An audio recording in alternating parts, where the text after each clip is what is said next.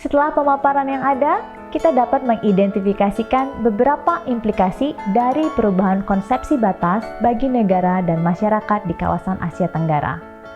Konsepsi Barat atas batas negara modern telah mengikat kesetiaan dan kebebasan bergerak masyarakat Asia Tenggara. Kini, hampir tidak mungkin sebuah unit politik, misalnya kota, mengganti kesetiaan politiknya dengan bebas karena adanya kedaulatan dari konsep negara modern. Selain itu, aktivitas ekonomi juga kini bersifat lebih kaku daripada sebelumnya.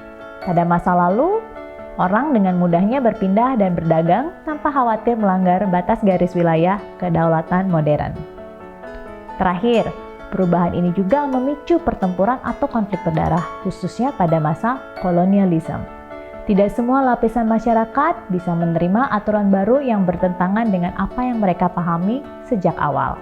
Akibatnya, tidak jarang perbedaan pemahaman ini berujung pada konflik dan masalah di kawasan.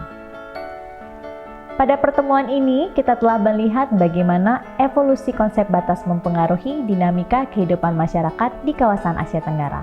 Awalnya, dalam konsep Mandala, batas merupakan sesuatu yang bersifat fleksibel dan dapat berubah-ubah.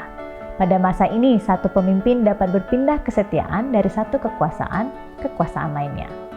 Konsep ini kemudian berubah pada era kolonialisme, di mana bangsa Barat membawa prinsip batas negara yang telah ditetapkan dalam Perjanjian Westphalia. Perbedaan jelas juga dapat terlihat antara konsep Mandala dan Westphalia. Berbeda dengan konsep Mandala, konsep Westphalia menekankan pada kedaulatan negara bangsa yang didasari oleh hukum internasional. Melalui Perjanjian Westphalia, kedaulatan dan otonomi negara menjadi sangat jelas.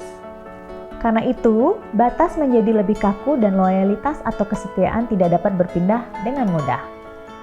Selain itu, kita juga telah membahas bahwa jauh sebelum konsep batas modern Westphalia masuk, kawasan Asia Tenggara telah dikuasai oleh kaum Nusantau yang hidup nomaden atau berpindah tempat.